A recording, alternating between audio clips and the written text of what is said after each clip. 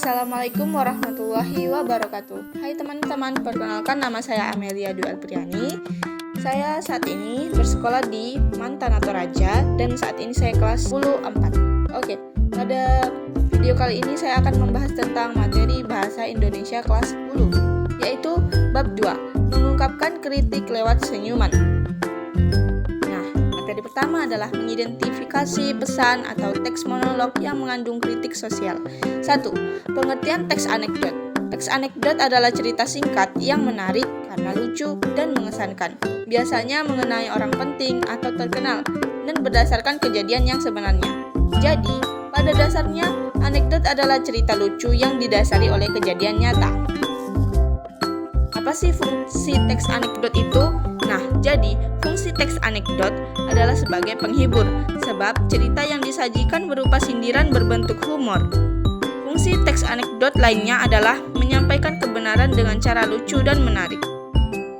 Nah, ciri-ciri teks anekdot: bersifat lucu, bersifat menggelitik, bersifat menyindir, bisa berdasarkan pengalaman pribadi atau tokoh, memiliki tujuan tertentu, hampir menyerupai dongeng, dan bisa menceritakan hubungan antara manusia dan hewan. Nah, pengertian lawak tunggal atau stand-up comedy.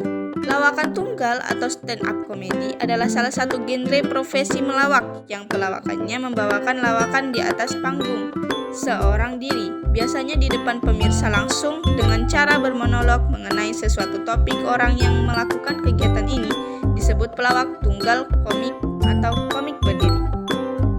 Yang ketiga adalah struktur teks anekdot. Ternyata teks anekdot itu mempunyai struktur ya. Jadi strukturnya itu terbagi atas 3, yaitu orientasi, komplikasi, dan evaluasi. Nah, kali ini kita bahas dari awal ya, dari orientasi. Bagian orientasi adalah biasa berisi awal kejadian sebuah cerita. Orientasi juga bisa disebut sebagai bagian untuk menjelaskan latar belakang dari sebuah peristiwa utama yang terjadi.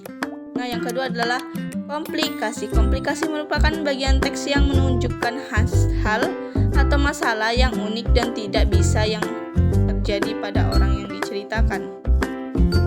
Yang ketiga adalah evaluasi. Evaluasi adalah bagian dari teks ulasan yang berisi pandangan dari penulis mengenai suatu karya tulis. Bagian ini ditulis setelah penulis melakukan tafsiran terhadap hasil karya tersebut. Oke, kita masuk di bagian B, yaitu menilai akurasi kritik sosial yang disampaikan. Menginterpretasi informasi untuk mengungkapkan gagasan dan perasaan simpati, peduli, empati, atau pendapat pro kontra dari teks visual yang diperiksa. Sebagai teks yang berisi fenomena sosial yang benar-benar terjadi di masyarakat. Anekdot tidak dapat lepas dari keakuratan sumber informasi atau fenomena yang diangkat. Kalian harus memiliki sumber informasi yang memadai agar dapat menentukan apakah informasi yang disampaikan berupa fakta, opini, atau asumsi dengan membandingkan beberapa informasi yang kalian dapatkan. Kalian dapat memperoleh informasi yang lebih akurat dan bertanggung jawab untuk menyampaikan kritik. Nah, yang bagian C, yaitu menggunakan kaidah bahasa untuk menyampaikan kritik. 1. Pengertian kalimat langsung dan ciri-cirinya. Kalimat langsung adalah kalimat yang menirukan ucapan atau ujaran orang lain. Kalimat hasil kutipan pembicaraan seseorang persis seperti apa yang dikatakan. Contohnya, bagian ujaran atau ucapan diberi tanda petik. Dapat berupa kalimat perintah, berita, atau kalimat tanya. Nah, yang kedua adalah pengertian kalimat tidak langsung dan ciri-cirinya. Kalimat tidak langsung adalah kalimat yang menceritakan kembali sesuatu yang diujar orang. Ciri-cirinya tidak menggunakan tanda petik 2, intonasi seolah mendatar dan menurun pada akhir kalimat. Pelaku yang menyatakan ujaran dapat mengalami perubahan bergantung pada konteks kalimat, yakni kata ganti orang pertama menjadi orang ketiga. Yang kedua, kalimat kronologis.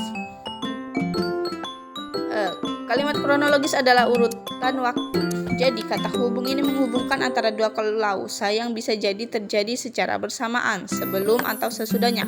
Beberapa contoh konjungsi adalah lalu, kemudian, sebelum, dan sesudah. Nah, yang ketiga adalah penunjuk waktu lampau. Simple past tense adalah kalimat tesis yang digunakan untuk menyatakan kejadian yang terjadi di masa lampau dan telah berakhir di masa lampau. Sederhananya, kalimat simple past tense biasanya digunakan ketika kita mengobrol pembicaraan suatu kejadian yang lampau atau telah berlalu. Beberapa saat lalu, ibu menelpon untuk menanyakan kabarku di tanah rantau. Dokter itu mengeluh kelelahan karena pasien terus berdatangan sejak kemarin malam. Band Maroon 5 telah memulai debutnya sejak tanggal 1994. Pintu rusak itu sudah diperbaiki ayah sejak 2 hari yang lalu. Jadi itu contoh-contohnya ya teman-teman. Oke, pertanyaan retoris. Retoris adalah salah satu jenis majas dalam bahasa Indonesia. Majas retoris atau retorik berbentuk kalimat, berbeda dengan majas lain.